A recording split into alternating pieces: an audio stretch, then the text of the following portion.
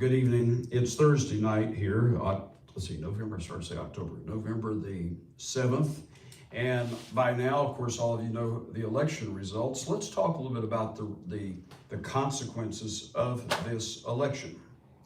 First of all, Donald Trump plans to hit the ground running come January 20th, and he plans to get rid of inflation or reduce it drastically. And that would help out a lot. If we're energy independent, that means that we can, and he said he's going to drill. That means that diesel fuel will be less expensive, and it's the trucks that bring your groceries to the grocery store, and therefore if their fuel is more expensive, your food is more expensive. So look over the next year to 2 years for food prices, the price of food, the price of gasoline, hopefully in the next year, will go down. Now that's good. That's one of the good consequences. And he's going to take care of the border and these other things, which we need to pray that the Democrats won't fight him on this. And there's a majority in the Senate, and I think in the House also. So hopefully he'll be able to work these programs for the benefit of American citizens.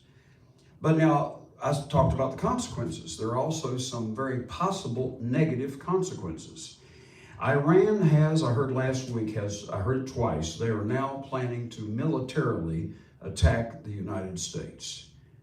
Now, I was talking to one of our professors today, and he said, well, they've been talking about that for years. They hadn't done it yet. But now that they've attacked Israel, the biggest attack that Israel has had, and they're very close to getting, about that close to getting their nuclear facilities working, where they could actually put it on a nuclear, what they call it, a warhead, on a ballistic missile.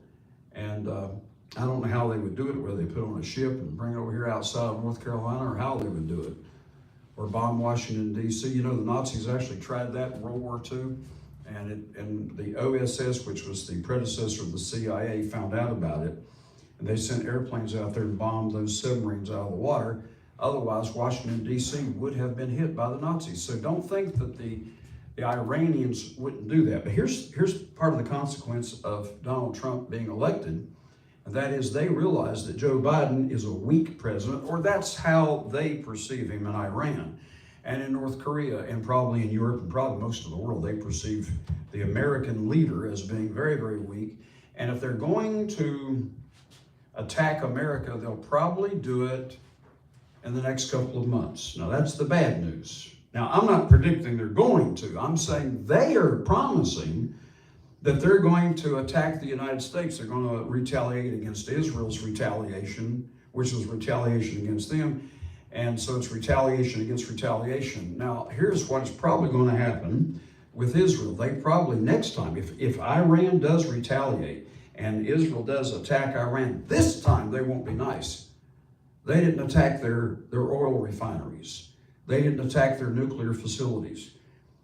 Prime Minister Benjamin Netanyahu is a very, very powerful leader in Israel, and very likely and I think he's got wisdom, very likely they will attack the nuclear facilities and just put Iran out of business. Now we have President Trump coming to office, and he's going to go back to the sanctions that he had, which would disable Iran's capacity to do all of these things that they're wanting to do.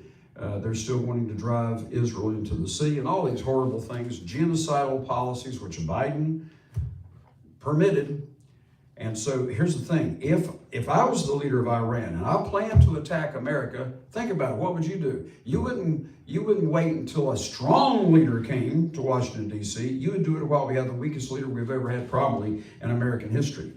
And Joe Biden is weak, or at least he's perceived that way. You can make your own judgment. And here's the serious thing, whether you think he's weak or not, if our enemies perceive Joe Biden as being weak, if they perceive our government, our Congress, or whatever, if they think that we're weak, they've been putting homosexuals in the military, they probably think our military is going to pot. If they perceive those things, that becomes a threat to us.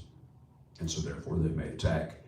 And if they do, let's see, this is November, so now they know that Donald Trump's going to be president in January, so they have all of November and all of December and most of January to do an attack. So very likely around December, when Americans are celebrating Christmas, and they're doing all their holiday buying and holiday shopping, and their mind's really not on what's going on in the world, very, very likely that would be the time.